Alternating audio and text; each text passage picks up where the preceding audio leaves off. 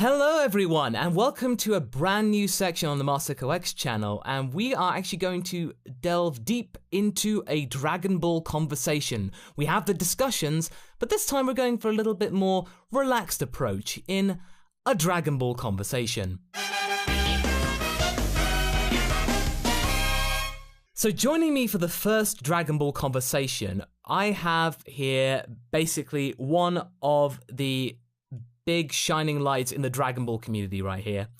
I've been on his channel many times, and about time that he's actually come on this channel right here. So I would like to introduce you to everybody, Geekdom101. How's it going, Geekdom? I'm so humbled. It's going good. I'm so humbled and happy to be here with the legendary MasterCoX, a man who has entertained us. You know, one of the all-time great entertainers in our fandom for years, and you continue to do so. And you have no idea. I'm like on cloud 12 right now, not cloud 9, the 12th cloud. Yeah, be careful. Zeno might destroy it. You can only have 12. That's true. That's right. Clouds 13 through 18 are gone, so what can we do? Right. Yeah, so basically all I ask you, Geekdom, first is just tell us about what you do on your channel so people know how to hit you up. Well, I have been a fan, a lover of Dragon Ball since like 1994 when I found it in a magazine and was like, what are these like crazy guys doing Hadoukens with spiky hair? And I grew up a fan of the series throughout, you know, childhood all the way to my adult years. I watched it in dubbed. I watched it Spanish dubbed. I watched it in Japanese. I just love everything about this series. It's not perfect, but I just have a genuine love for it. And that transfers over to my channel. I talk about Dragon Ball, really, and Star Wars and movies too on occasion. You know, we do breakdowns, we have discussions, we have deconstructions, and my main thing, my main goal, my number one thing is to clean up the misinformation and the confusion, because Dragon Ball's from Japan and there's a lot of, you know, mistranslations and rumors that go around in our fandom, and I try to do the best to let people know this is fact, this is fiction, and off to the races we go. Plus, I have fun just talking about the series like we're going to do right now. Oh, yes, of course. That's right. And as you say, you know, this misinformation from Dragon Ball has been always around ever since the 90s and the slow internet, and basically having tiny little pictures you kind of just had to take as whatever because it would take 5 minutes to load. So you're going like, oh, I'm not going to refresh that page again. But so we're right. Today's topic is actually something that I really wanted to talk about, and it was actually one of the topics of my earlier discussion videos when I first started doing these, and that is women in Dragon Ball. And yeah, very hot potato right here. But a lot of people that I've seen on the internet actually consider Dragon Ball to be very anti-female, and I don't get that. I've seen comments that people think, oh, Toriyama's sexist, but he's not. He's not at all.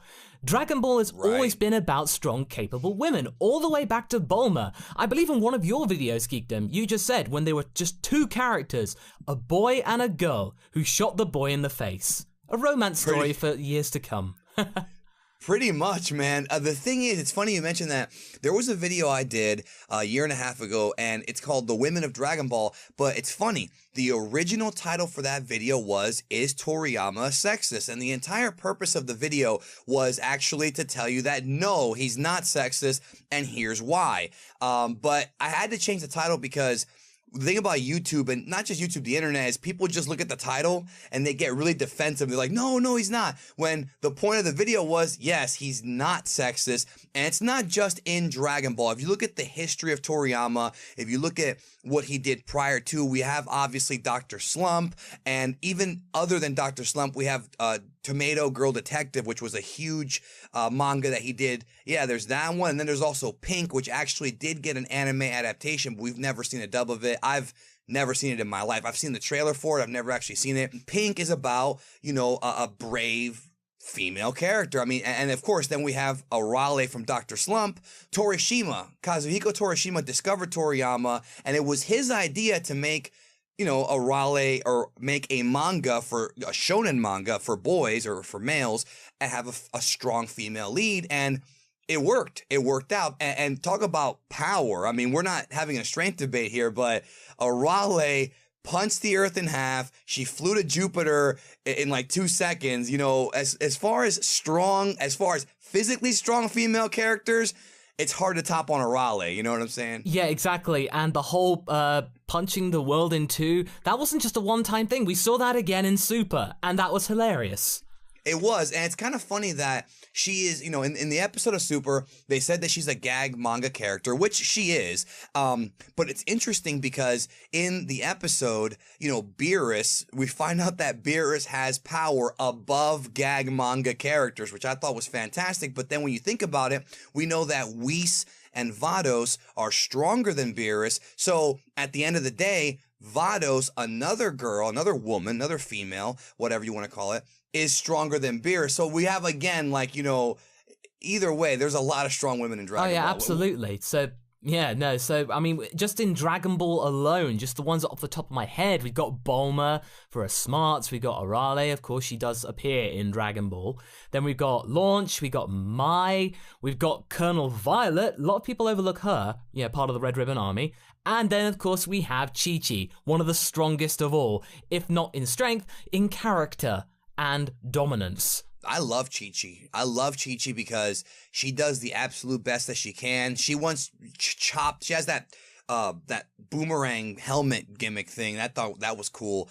And you're talking about just DB. I mean, also in the filler, we've also got Anine, who basically is a goddess that they completely forgot about. You know what I'm saying? So yeah, Dragon Ball's got all, I mean, Lunch to me is fantastic. I know some people consider Lunch to be like a parody of temperamental women. I've seen that comment on the internet, how, oh, well, a woman will snap on you in a second. I don't know if that was the case. I think that was just Toriyama being goofy. Yeah, I would imagine that to be the case because, you know, eventually it's just, you kind of just realize that Launch is probably just a very lonely character who just, like, you know, had a different personality. Yeah, I think they're all strong characters, and that's great. And considering that Dragon Ball is mainly aimed at young boys, to have some female representation and them to be actually really strong is really good. Yeah, and they're also not overly sexualized. Like, we obviously have guys like old Kai and, you know, the elder Kai and Roshi who are like the old pervert. It's kind of a shonen trope, I suppose. Yeah, yeah. But you notice that they're really not overly sexualized. Like, Bulma is a scientist first and foremost. And yeah, she did do some frisky things with Goku, like early in Dragon Ball, obviously. Yeah, but the thing was, though, she was kind of just desperate to get what she wanted. So I'm just going to use my womanly ways to get what I want. And, you know, because she knew exactly what to do. Yeah, and at that time, you got to remember that, you know, you can marry a girl at 16 in Japan, and the age of consent is 13. So in Japan, it's not that weird. I agree. So that's the one thing we have to look at from an outsider's perspective. But I'd like to move on to Z. And this is where I think, because as Dragon Ball Z is the main reason why Dragon Ball is even a thing in the West, especially in America and the UK, things got a little more masculine because Launch was completely forgotten altogether, and that's become the butt of many Dragon Ball jokes. I mean, we even made ref fun of that in DBZA. Yeah. But so for the most part, things were relatively quiet on the female front. But then it started to come back again in the Bardock special. We had the likes of Seripa, basically part of Bardock's squad. And that was really cool to see. When we had Zangia in movie 9, Zangia was really cool. Yes. And then, of course, we got the two, you know, stalwarts. We got Videl and Android 18. Here's a character who you know, they're building up the artificial humans for several episodes, several chapters. You know, this is serious, this is serious, this is serious. And, you know, we see them show up, and 18 fights first. I mean, I'm not counting 19 and 20. I mean, out of between her and her brother, who we did not know was her brother at the time. She fights first, and, you know, we saw the epic Super Saiyan transformations from Goku and later Vegeta, and we are programmed, and this is, of course, if you're watching it for the very first time, you're programmed to think that nothing can beat a Super Saiyan, and then she completely cuts through Vegeta like a hot knife through butter, and it's shocking. And then 17 goes in there and starts doing chokeholds on, I love those episodes, man. He starts doing chokeholds on the Z fighters, on Ten Shin Han, and she, not just that, but they both waste Vegeta and Trunks. Like, one thing that, again, with talking about strong women, it's not just power, it's also when it comes to being strong women as far as character goes. If you remember, Bulma was the smart one who was telling everybody, why don't we go take out Dr. Garo or Dr. Gero in the dub? Why don't we go take him out first? And Goku, being the, lack of forethinking sometimes, he's like, no, we want to fight these guys. Bulma was the voice of reason. No, that's the thing. She was saying what we were thinking. Basically, you go like, okay, this guy from the futures just basically said in 3 years' time, this guy is going to create androids that will kill us all. So she's going like, yeah, just tap him off at the source, kill him off, stop him in his tracks. And it'd be like, well, yeah. But then there's the old adage of, oh, but if you did that, we wouldn't have a story. So that is true. But with Bulma, the fact that she was the one to think of it, and she was so confident in her belief, it's just mesmerizing, really. And again, I just feel like with her scientific background, her smarts, without her and the introduction of the Dragon Radar, Dragon Ball would be nothing like it is right now. And that's a great point you brought up. You actually took the words out of my mouth there. Yes, Bulma is the reason why this series exists, not just because of the Dragon Radar. There's all kinds of other gadgets she's invented throughout the years, but to me, the big one is the time machine. I mean, she is the mother of the future. Had Bulma never created that time machine, we know what would have happened. We saw the History of Trunks special. Bulma is heavily responsible for saving the world. Think about that one. Because if she never did that, it'd be over. Yeah, and ultimately she did sacrifice herself against Goku Black. So that means Trunks could go back into the past. And actually, now that I look at the whole Goku Black Future Trunks arc, I don't know whether that was a good thing or not, because her reality was kind of destroyed. But they didn't know that at the time. We didn't know that at the time. That scene is rough, man. Oh, I don't like watching that scene. Yeah, that was dark. That was really dark and really poignant, and really a great way to start the arc. It got us all excited for that arc, and just, yeah. But okay, so speaking of Super, that's got tons of strong women in it. You got Vardos and her angelic sisters. Now they're going to see that in the Universal Survival arc. We've had Bulma coming back and basically giving sass to Beerus, which is amazing. And then we have Videl in that two-parter with Barry Khan. She basically was like, yeah, I'm not going to take any of this crap, guy. Oh, man. Like, she just stood up for a man and just stood up for herself, because he just thought that Videl was another floozy that could easily be bought with an autograph, but he had another thing coming. And a long time, I thought Videl had lost most of her personality, but nope, totally still there. Totally still there. She is the daughter of our Lord and Savior, Mr. Satan. But the one person in Super that I like to think is the absolute embodiment of strong women, Future Mai. Future Mai is amazing. And when I did a recap of the Goku Black arc, that was the best thing I thought that Super's arc actually brought to the table. Because Mai, back in Dragon Ball, was part of the comedy Pilaf gang. And, she had her own moments, that was cool. But you kind of wondered what, like, a woman in her 20s and early 30s would have been doing if she had nothing else better to do. But now, young, and she's now back in her 30s again. Yeah, I was going to say, remember, her mind is like 60-something. Yeah, no, nowadays. But I'm talking about, like, before she, was made young. But, yeah, now that she's kind of regrown up again in terms of her physical body, but she's got the mind of a 50 or 60-year-old. But, she's there and basically kicking ass. She's incredible in it. There are times in the manga where she's the one holding the fort with her little, bunch of mercenaries, and Trunks is basically there helping as well. So it's like almost like it's the Mai show, and then Trunks is going, I'm helping you. And it's interesting. It's interesting too. Just to bring up a quick point is that when you look at the Future Trunks arc, as far as the protagonists go, the good guys, you have Goku, Vegeta, Trunks. They're the fighters. They're the main good guys. But right next to them, as far as screen time and importance, is Bulma and Mai. Yes, point blank, it's Bulma and Mai. Bulma did so much stuff in that arc. She rebuilt. I mean, depends on what manga or anime. She rebuilt Cell's time machine. She, she wrote the note to herself in the past and all that. And then Mai, like you said, I mean, in chapter 21, you see her with that pipe laying into Goku Black with no fear, like, amazing. Yeah. And then she started the resistance. That's another thing too. She was brave enough to start the resistance. So she's kind of like a hybrid of John Connor and Sarah Connor from Terminator. That's pretty much what she is. Toriyama, I remember vividly finding that the episode where the manga chapter where Cyber Frieza and King Cold arrive on the Earth came out, I think, a day after Terminator 2 Judgment Day, which is that's a weird coincidence.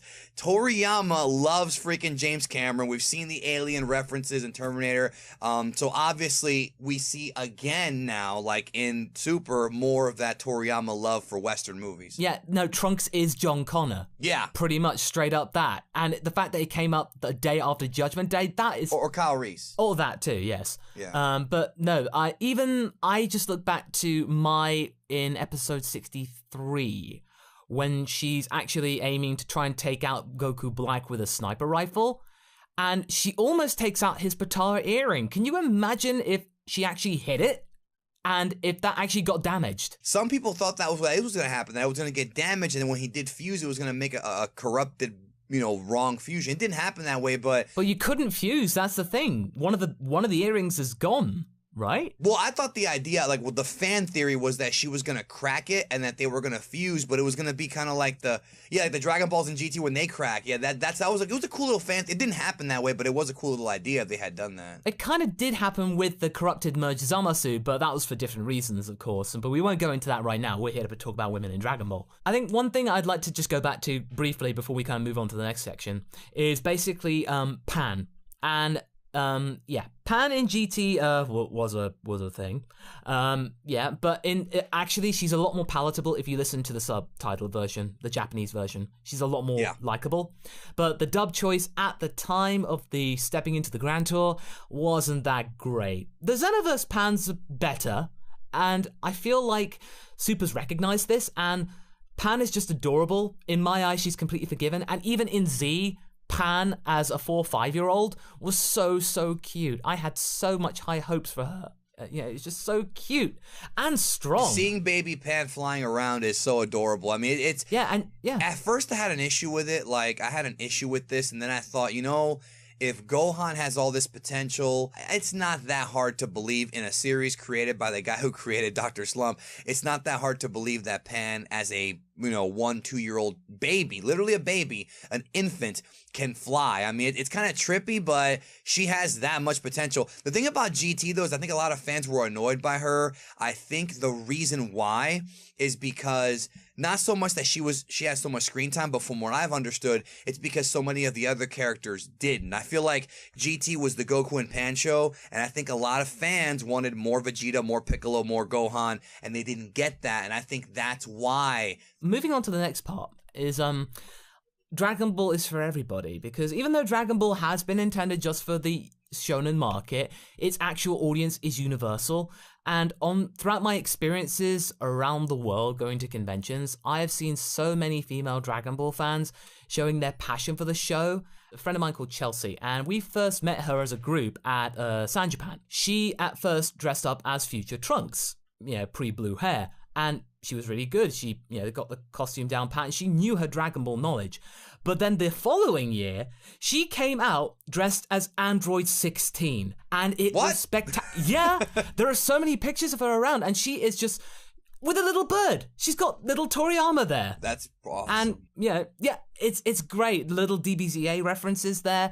And no, it's not people. I don't want people to say, "Oh, you just like it because she had a costume on, you pervert, Masako." No, it's because she actually knew what she was talking about, and she had that level of intricacy and knowledge of the show to be able to express herself that way, and she knew how to do a costume. That was so cool. Well, I mean, you mentioned cosplayers. Every convention you go to that's even remotely an anime convention, you're going to see them. And I really respect a lot of them because a lot of them actually design their own costumes, which that's a talent in itself to make a realistic, I mean, obviously there's two that come to mind, just in the YouTube community. You have, of course, Gabby, Mozilla Vulpix, who is my favorite Dragon Ball Super reviewer as far as when it comes to dissections and breakdowns. She's highly intelligent, and I'm so happy she's around because she always makes a point where I'm always raising my eyebrow, that's interesting. I didn't think of that, which again is great. And then we have also Miss DBZ Babe, who you worked with, I've worked with. She does art for me. She did art for one of our collabs, one of the early collabs that we did. She also has the largest Dragon Ball collection I've ever seen. I joke with her and I say that she has a warehouse.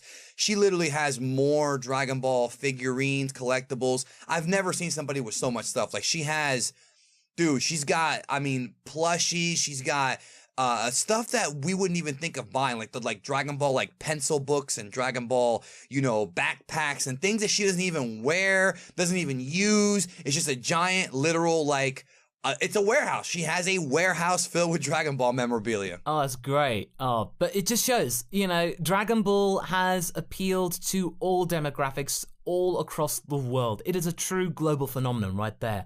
And I'd like to move on to something that we all can imagine. And I imagine that you have your own particular moment as well. And if you do, leave a comment below.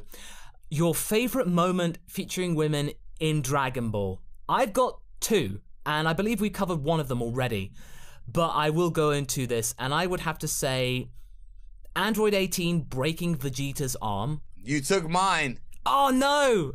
We already took that, but I think that's a joint thing. But as you said, Geekdom, going back to what you said, that was pretty much the summing up of basically, you thought Super Saiyan was, all conquering. Think again, guys. You got a fight on your hands.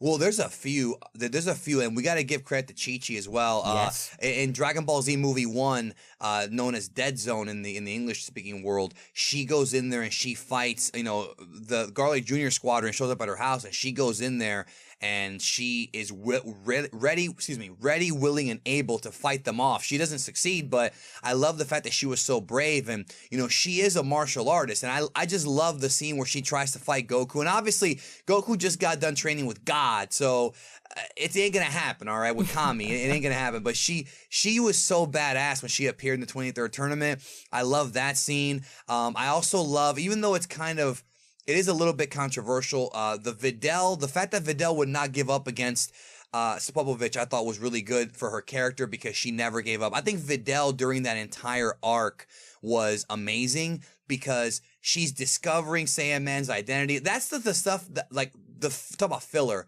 I think the filler for that arc, it's funny because when I was a kid, when I was a teenager, I couldn't stand that Gray Sandman stuff. And then as I grew older, I found a new appreciation for it because you just see what a good person she is. And I love the fact that she realizes, this is deep right here. This is going to be deep right here.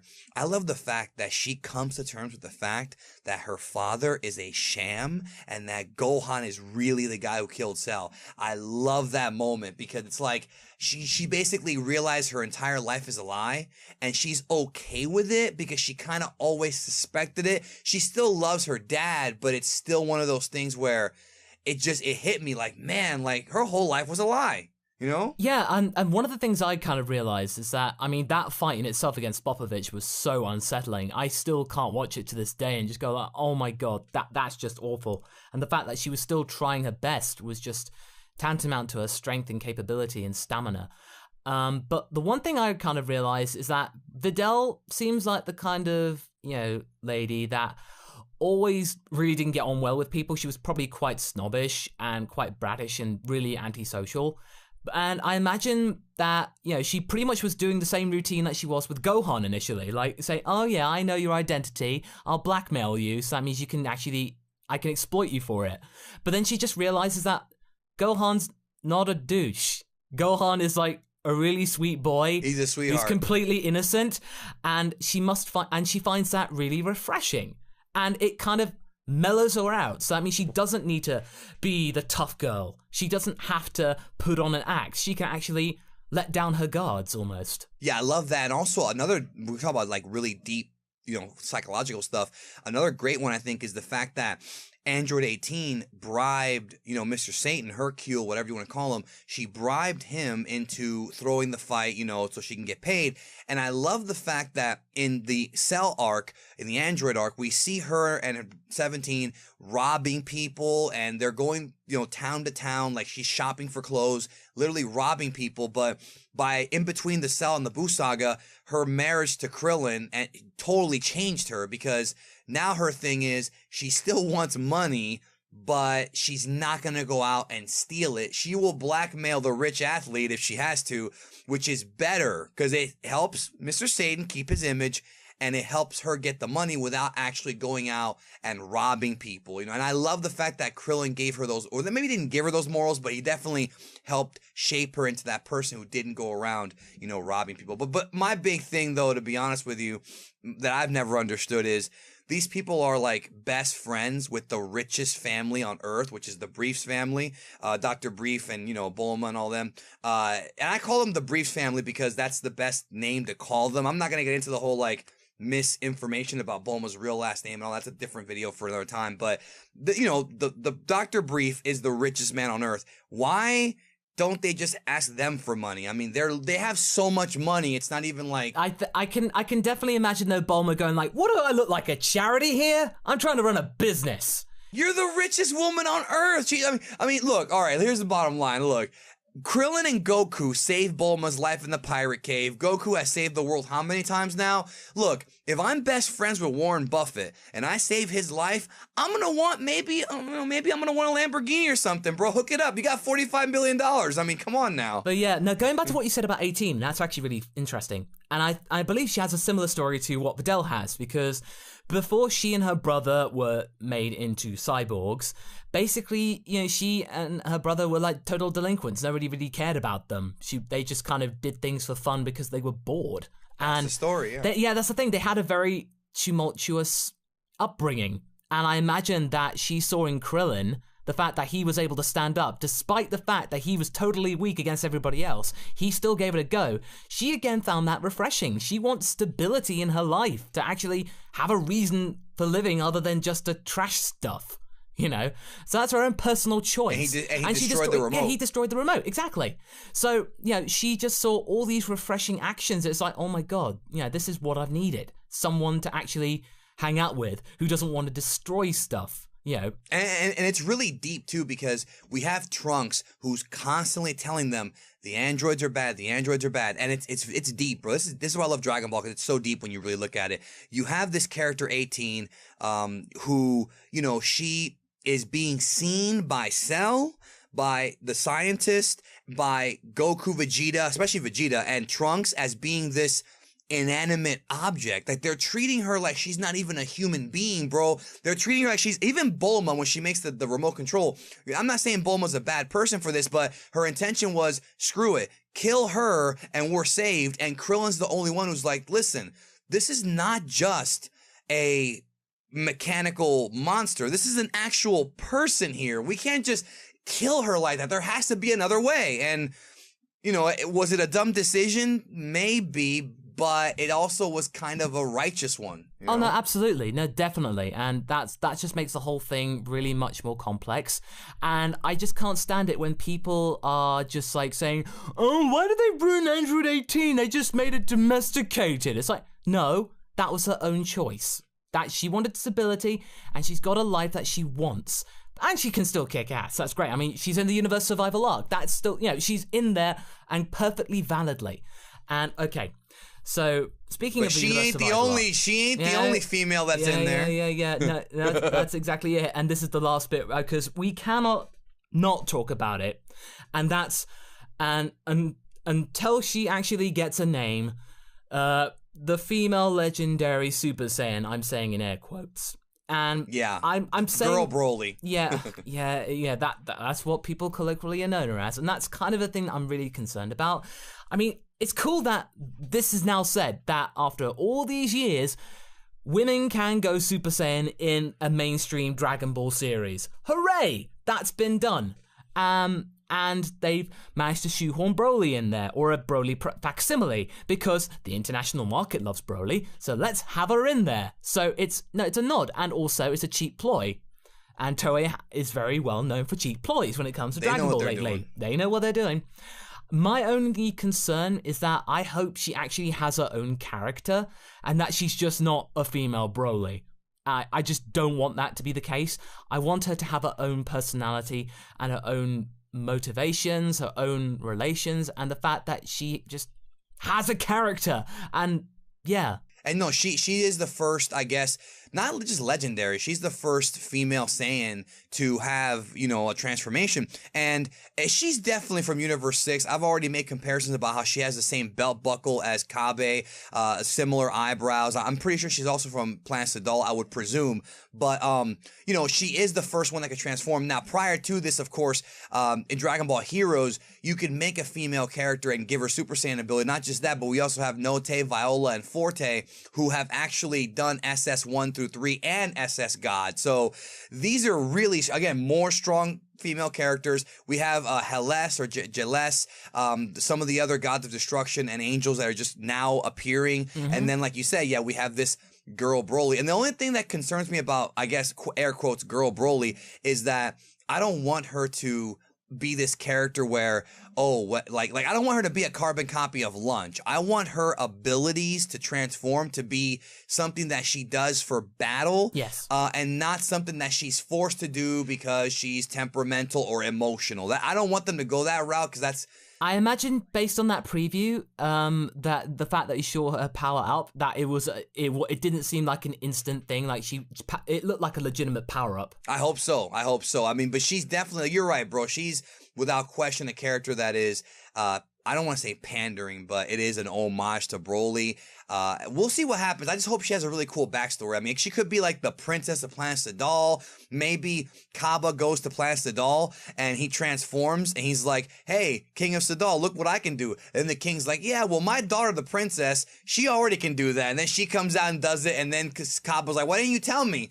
And then the king can say, well, we didn't want to tell you because we were worried about her, you know, being too strong. They could always do something like that. I just fan fiction the whole thing right there. I would love it to be if it was the case of, like, you know, he turns Super Saiyan and he goes, oh, so that's what my daughter can do. Like, they had no idea what it was. He was just like, I don't know. I just thought I could change the hair color. And it's been like a cover up for years. Like they have been able to do it, but Kaba, poor Kaba was unbeknowingly living on a planet of people who can do it. I would love that too. But again, we don't know if that's the case or not. That's just, we're just talking, yeah, where we don't have any idea if that's really the case at all. It's kind of fan fiction. Yeah, no, definitely. And I believe this is a great point to actually end with a conclusion. And I think we actually can say that women in Dragon Ball are very much represented, and represented well, with some very strong characters throughout the entire run since 1984.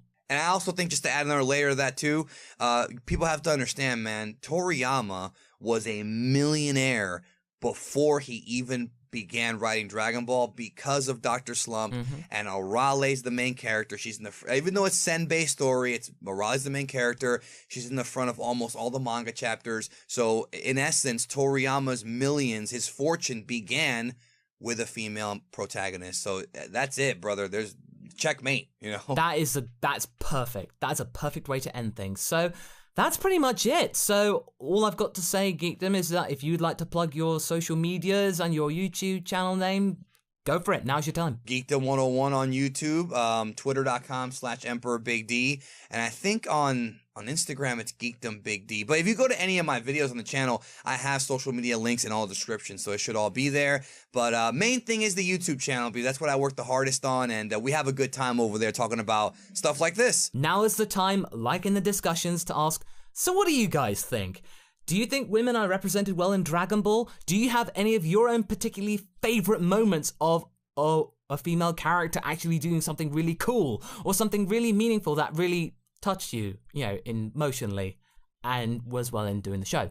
Leave a comment below and let's get this conversation going. But anyway, hope you enjoyed this video, guys, and I hope you enjoyed this format. If you really liked it, again, leave a comment below. And all that remains for me to say is thank you so much, Geekdom, for showing up here. Anytime, anything you need from me, bro, I'm there. I don't care what it is. Oh, well, thank you very much, man. That's great. But anyway, until the next one, guys, be sure to like and subscribe. Catch you later. Bye.